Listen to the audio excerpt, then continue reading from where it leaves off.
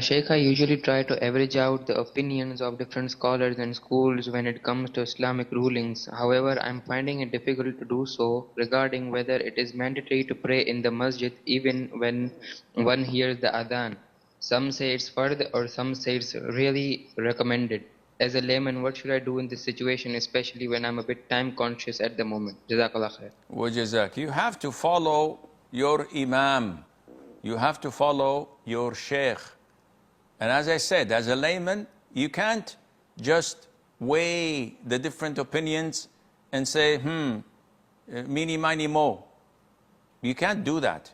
You have to follow a particular imam or a particular scholar or alim who you trust, and you follow him in whatever he says.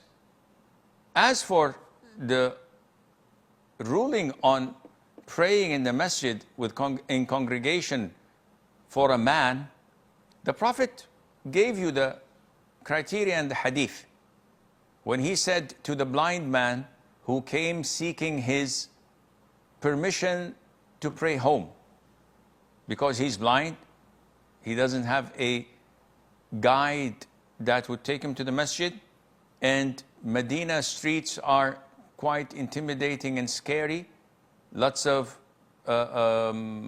reptiles and snakes and scorpions and the likes. So the Prophet asked him one simple question: do you hear the adhan?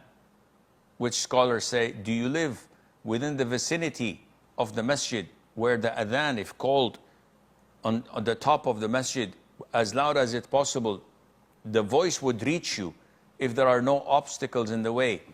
Do you live in such a place and you hear the adhan? The man says yes. So the Prophet said, answer it. I have no excuse for you not to do so.